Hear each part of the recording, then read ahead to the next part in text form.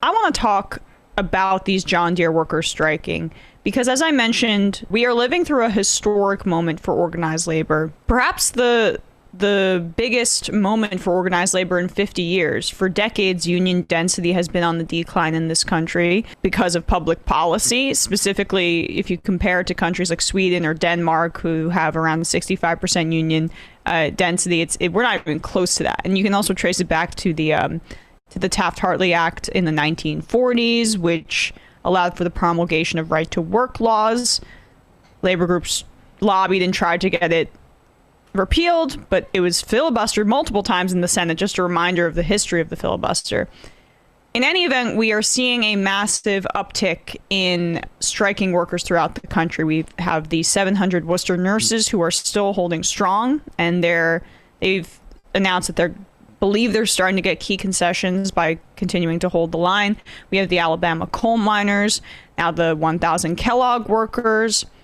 And starting next week, the 60,000 striking IATSE Film and TV workers. And now, over 10,000 John Deere workers at 14 United States plants are striking, including these Iowa workers who you'll see here successfully stopping a freight truck from crossing the picket line. And they're doing that through persuasion and pressure. This is a great piece of footage. Let's take a look.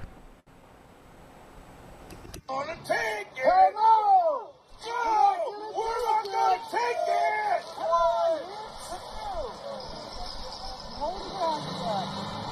Don't do it. Come on, man.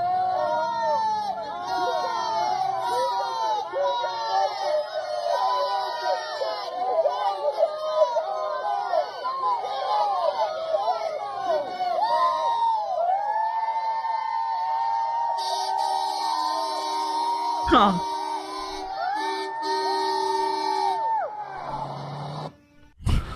That's so awesome. And that honk there was in solidarity here. Now, there was a time in which Democrats, in order to get on board with this Reagan-type framing, even starting in the 70s pre-Reagan, they were union busting and proud to do it. And public opinion about unions took a hit during that time, but it's on the increase. Now, 68% of Americans approve of labor unions. It was at 48% in 2009 during the Great Recession. So that just shows that there is something happening here.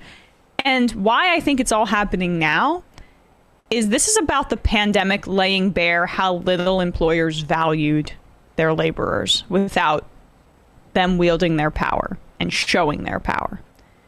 The pandemic was a crash course in the exploitation of labor in this country. And it wasn't the run-of-the-mill exploitation that we've been indoctrinated to believe is how things are supposed to be in the United States. It was extreme exploitation at the expense of people's health and safety, and at breakneck speeds of work, people having to use the bathroom in their pants, or Amazon workers in bottles. Horror stories. Well, yeah, if you jumbled up like the Alabama warehouse workers, what they were saying versus what the Kellogg's workers, any kind of workers over the course of this period, you could often not tell what exactly jobs they're working because it's things like they're working us like robots. Yeah. So